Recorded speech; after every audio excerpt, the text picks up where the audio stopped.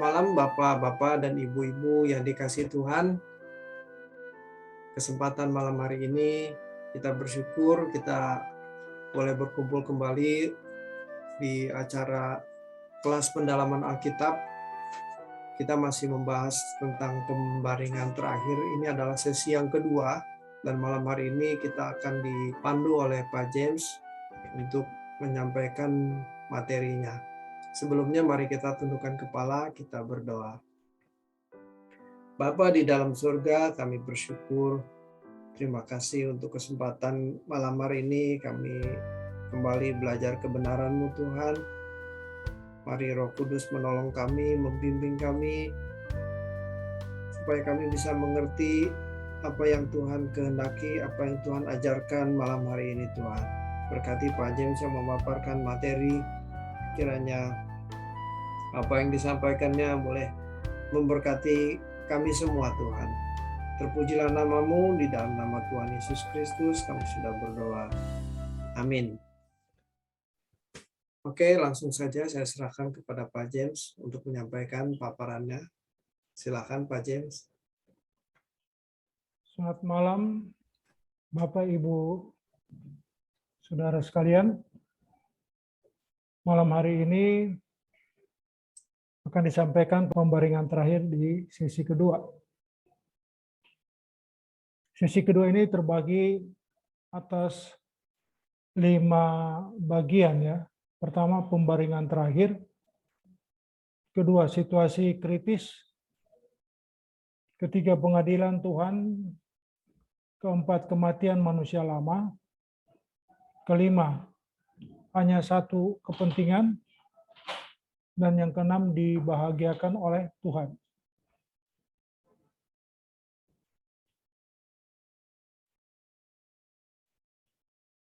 Di bagian pertama, pembaringan terakhir. Perjalanan waktu pasti akan membawa semua orang kepada tempat dan suasana yang disebut sebagai pembaringan terakhir. Pembaringan terakhir adalah tempat di mana tubuh direbahkan sebelum maut menjemput. Tidak seorang pun tahu di mana dan kapan pembaringan terakhir masing-masing individu akan mengalaminya. Ada orang yang tidur pada malam hari tetapi esok paginya sudah terbujur kaku. Ternyata tempat tidur di rumah itulah pembaringan terakhirnya. Kita harus benar-benar serius memikirkan realitas ini. Sangat langka, bahkan hampir tidak ada orang yang dapat mengetahui tempat dan waktu dirinya menghadapi pembaringan terakhir. Kalau seseorang tidak tahu waktu pembaringan terakhirnya, sejatinya ia akan berjaga-jaga setiap saat. Dengan demikian ia membangun kehidupan yang berkenan kepadanya. Sungguh malang sekali, banyak orang mempersiapkan peti mati dan tanah pekuburan sebelum meninggal, tetapi tidak mempersiapkan kepastian kediaman roh dan jiwa di mana akan dibaringkan setelah tubuh dikubur dan hancur bersama dengan tanah. Jadi di sini bagaimana kita mempersiapkan kepastian kediaman roh dan jiwa kita masing-masing. Setiap orang harus mempertanggungjawabkan semua perbuatannya. Itulah sebabnya dalam suratnya Paulus mengatakan, sebab itu juga kami berusaha, baik kami diam di dalam tubuh ini, maupun kami diam di luarnya, supaya kami berkenan kepadanya. 2 Korintus 5 ayat 9. Di pembaringan terakhir sebelum seseorang melepaskan ajal, itulah situasi di mana tidak seorang pun dapat menemani. Diharapkan di sana ada Tuhan Yesus yang selama menjalani hidup memang sudah menempatinya dengan nyaman. Tuhan Yesus menginginkan ruangan hidup kita menjadi ruangan pribadinya. Jika tidak, maka Tuhan tidak ada di sana. Faktanya, sebagian besar orang tidak melakukan apa yang dikehendaki Tuhan. Mereka lebih mengutamakan apa yang diingininya sendiri. Yakobus 4 ayat 1 sampai dengan 4. Sehingga mereka tidak memiliki Tuhan Yesus dalam hidupnya. Di pembarengan terakhir, kekayaan, gelar, pangkat, popularitas, kecantikan, dan penampilan menarik, kekuatan fisik pun tidak bisa menolong atau menopang. Pada waktu itu ia tidak akan merasa membutuhkan apapun. Makan, minum, perhiasan, rumah, mobil, dan lain sebagainya. Barulah disadari apa yang dikatakan Tuhan Yesus, bahwa hidup manusia tidaklah tergantung dari kekayaan. Lukas 12 ayat 15. Kemudian bagian kedua, situasi kritis. Ketika seseorang ada di pembaringan terakhir, ia akan memikirkan hal kekekalan. Pada waktu itu betapa dibutuhkannya pendeta yang selalu berbicara mengenai langit baru dan bumi yang baru. Namun sudah terlambat. Seharusnya ia mempersoalkan langit baru dan bumi yang baru pada waktu masih sehat, di mana dirinya masih bisa pergi ke gereja, belajar firman, dan terus-menerus membenahi diri. Kalau sudah ada di pembaringan terakhir, hanya Tuhan yang dapat mendampingi atau kuasa kegelapan yang menyeretnya menuju api kekal.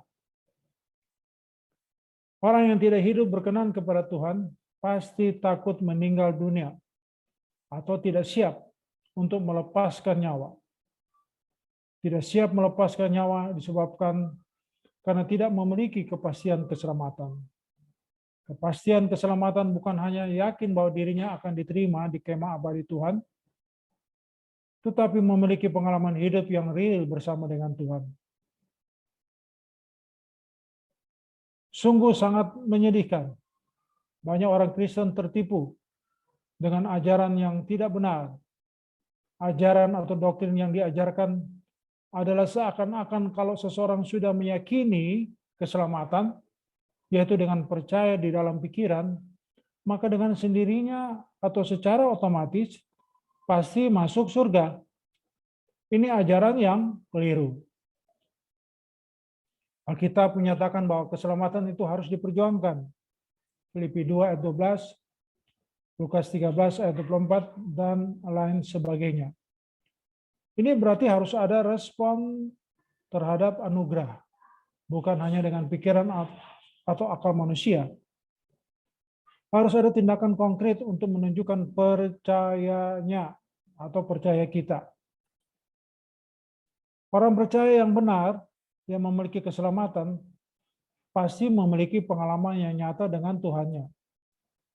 Sehingga ia tidak meragukan sama sekali kehadiran Tuhan dalam segala keadaan. Tidak ada pengalaman yang lebih menggetarkan di bumi ini lebih dari ketika seseorang hendak melepaskan nyawanya. Momentum transisi dari kefanaan menuju kekekalan adalah momentum yang sangat dahsyat. Bisa kita mengerti mengapa Yesus berkata, agar orang percaya harus mendahulukan kerajaan Allah dan kebenarannya. Sebab kalau tidak didahulukan, maka tidak pernah berkesempatan untuk menemukannya selamanya. Ini berarti tidak masuk ke dalam kerajaan surga, melainkan terbuang ke dalam api kekal. Kemudian kita masuk ke bagian yang ketiga, pengadilan Tuhan. Di pembaringan terakhir, seseorang bisa mengingat ketika ia menolak untuk belajar firman Tuhan. Pada waktu masih memiliki kesempatan, menganggap datang ke pendalaman Alkitab terlalu sulit, jarak jauh, macet, banjir, dan 1001 alasan bisa dibuat. Orang yang tidak berminat belajar kebenaran firman Tuhan tidak mungkin memiliki sikap hati yang menghormati Bapa dan Tuhan Yesus. Tuhan yang agung dan bermartabat mulia tidak memaksa seseorang menerima atau menolak anugerah keselamatan yang disediakannya.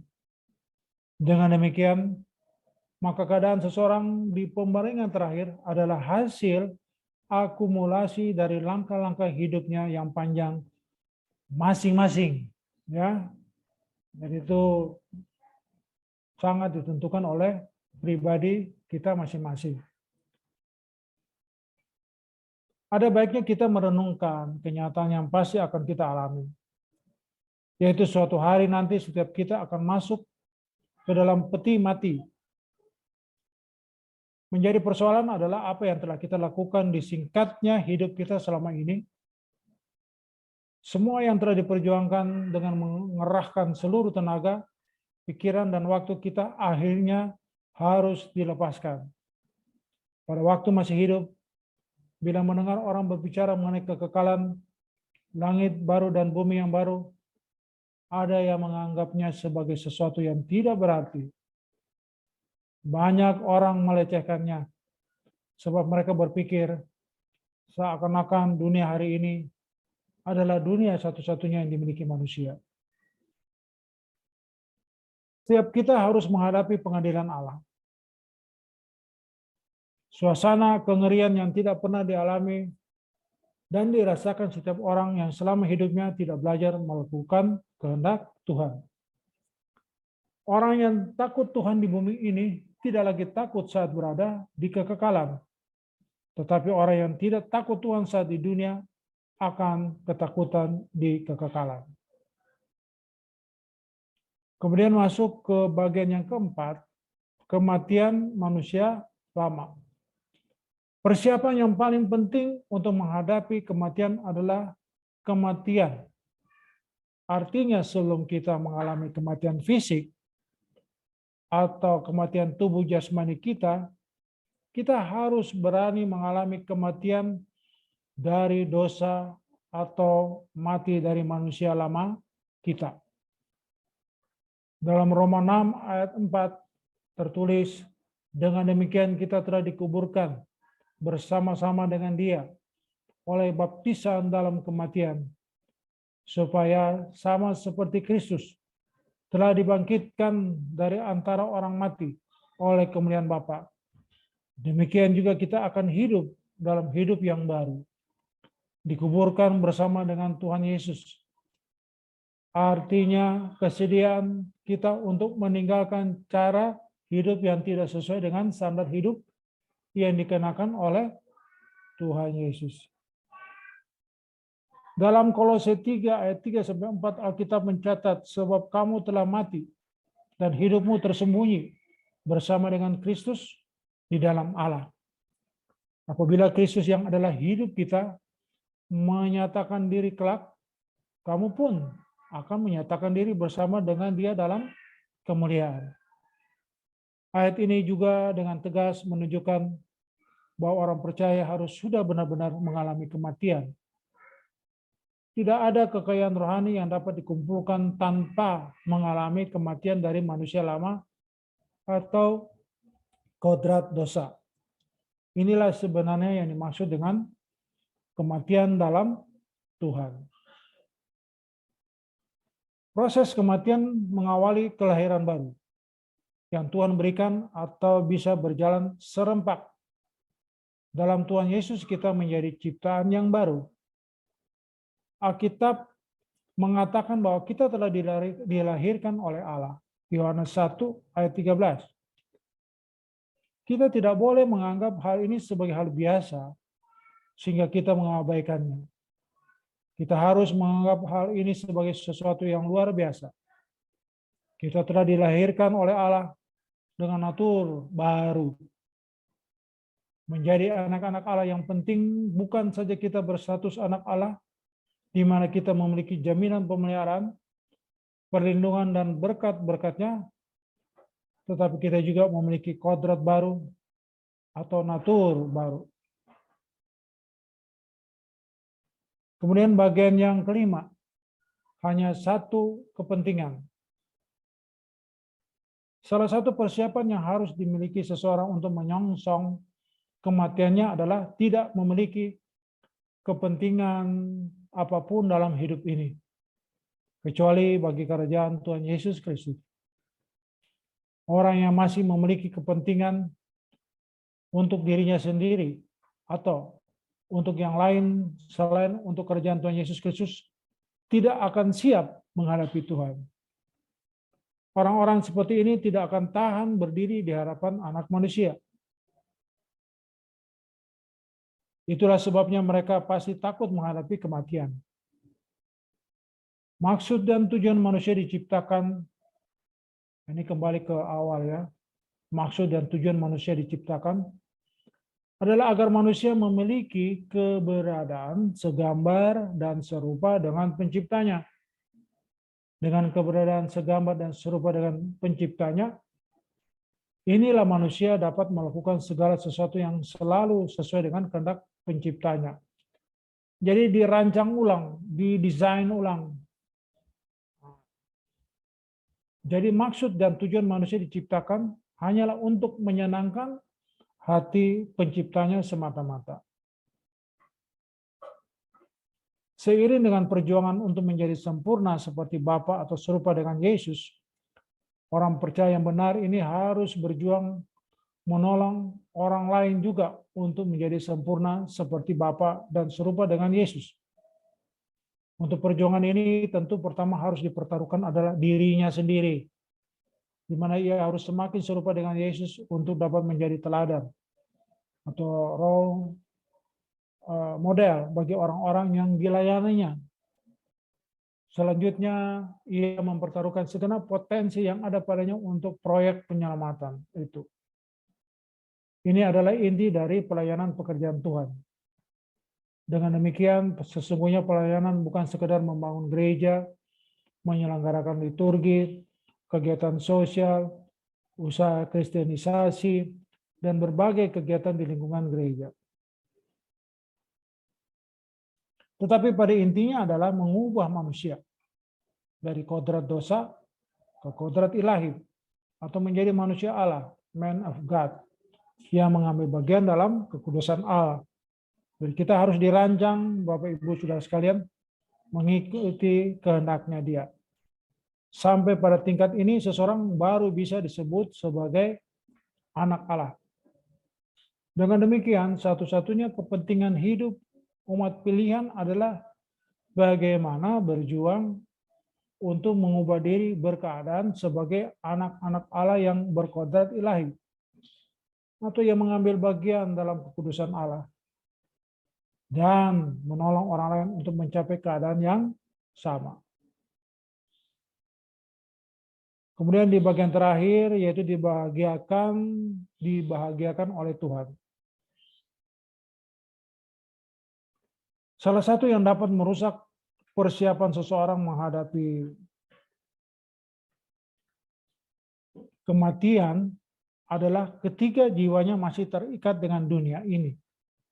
Nah, kalau masih terikat dengan dunia ini, berarti proses perancangan, merancang ulang itu terhambat, ya, terhambat. Terikat dengan dunia ini artinya jiwa yang masih bisa dibahagiakan oleh materi dunia dan segala hiburannya. Iya, saya juga begini ya, tapi kita harus komit untuk bisa meninggalkan semuanya itu. Yesus berkata dalam Matius 16 ayat 25, karena barang siapa mau menyelamatkan nyawanya, ia akan kehilangan nyawanya. Tetapi barang siapa kehilangan nyawanya, karena aku, ia akan memperolehnya. Kata nyawa dalam bahasa Yunaninya adalah suke, yang menunjuk kepada jiwa. Di dalam jiwa ada pikiran, perasaan, dan kehendak. Kehilangan nyawa artinya melepaskan hal-hal dari dunia ini, materi dunia dan hiburannya yang dapat membahagiakan pikiran dan perasaan seseorang. Pikiran dan perasaan yang masih dapat dibahagiakan oleh materi dunia serta hiburannya pasti melahirkan kehendak yang tidak sesuai dengan kehendak Allah. Tentu saja orang-orang seperti ini tidak mungkin bisa berkenan kepada Allah. Dalam Roma 8 ayat 8 mengatakan, mereka yang hidup dalam daging tidak mungkin berkenan kepada Allah. Orang yang hidup dalam daging artinya orang yang jiwanya masih dibelenggu oleh percintaan dunia, di mana suasana jiwanya ditentukan oleh materi dunia dan segala hiburannya. Orang percaya harus belajar menutup pintu hatinya terhadap kesenangan apapun selain Tuhan dan kerajaannya. Dalam hal ini, orang percaya harus menyangkal diri, artinya mengubah paradigma atau mindset-nya yang sudah mengakar dan melekat dalam dirinya. Dan ini dibagikan oleh Tuhan yang slide terakhir.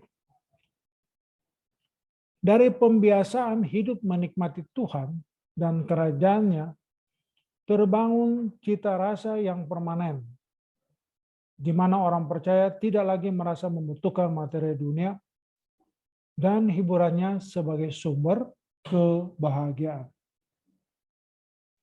Kalau orang percaya berusaha mengembangkan diri, memaksimalkan potensi, bekerja, bisnis, dan melakukan segala sesuatu, maka semua itu dilakukan untuk kepentingan pekerjaan Tuhan. Firman Tuhan dalam Matius 6 ayat 24 yang berbunyi, tak seorang pun dapat mengabdi kepada dua Tuhan. Karena jika demikian, dia akan membenci yang seorang dan mengasihi yang lain. Atau ia akan setia kepada seseorang dan tidak mengindahkan yang lain.